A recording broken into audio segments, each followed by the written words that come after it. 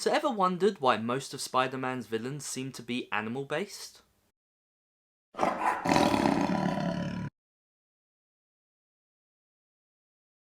guys, welcome to Hydra Collectables, where we let our geek flag fly. My name's Luke and I'm your host, and today we're going to be discussing exactly why so many of Spider-Man's villains appear to be animal-based. So why are most of Spider-Man's villains based on animals? Well, the correct answer, and probably the most boring answer in fact, is simple.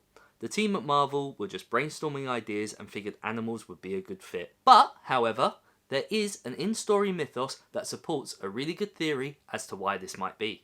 So as mentioned, Spider-Man has spent his entire career combating various villains based on animals, whether it be the earliest foes such as the Chameleon and Dr. Octopus, or his later in Scorpion and the Rhino. Spider-Man has been growing an extensive rogues gallery based on animal crooks since his creation in 1962. No wonder that Kraven the Hunter has shown great interest in wanting to hunt them all. But why are so many of these villains based on animals, and what is it that draws this particular type of villain to Spider-Man? Well, for the answer to that, we're going to have to take a look at totems.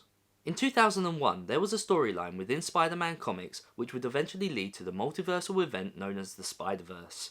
In this story, Peter meets a man by the name of Ezekiel, who possesses similar powers to that of our Spider-Man. We learn through this character Ezekiel that these powers were bestowed upon him and many others by a spider-god-like entity, making them all totems. And as this story arc continues, it is revealed that totems are a bridge between human and beast, and so share properties of both. Peter wasn't the first of these totems, and he certainly wasn't the last. And to be honest, this theory of these animalistic totems and how they might be drawn to each other kind of makes a lot of sense, at least in Marvel. After all, Thor is a god who fights other gods. The Xmen are mutants who fight other mutants. And so it makes perfect sense that Spider-Man is an animal totem who fights other animal totems like himself. But Luke, wasn't it a radioactive spider created through science that turned Peter Parker into the superhero we all know and love today?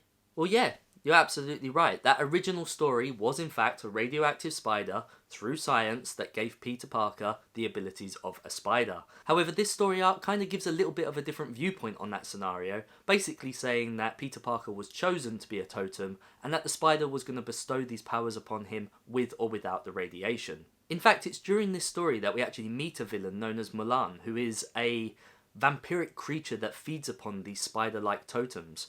And basically, the way that Peter Parker is able to defeat him is through his radiation, which we have to assume many of these totems do not have. In all honesty, with full disclosure, I'm not really a fan of the supernatural mythos to this character, and personally I prefer the science route.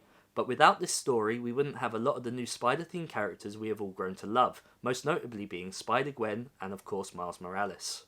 So there you have it, Spider-Man's rogues gallery pretty much consists of animalistic type villains purely because Spider-Man himself is a totem, and totems, much like every other character type within the Marvel Universe, seem to have the ability to draw others of their kind to themselves. If you enjoyed this video, please hit that like button, poke it right in its little eye, and why not check out this video up here for more Spider-Man content. And until next time, I'll see you in another life. Take care.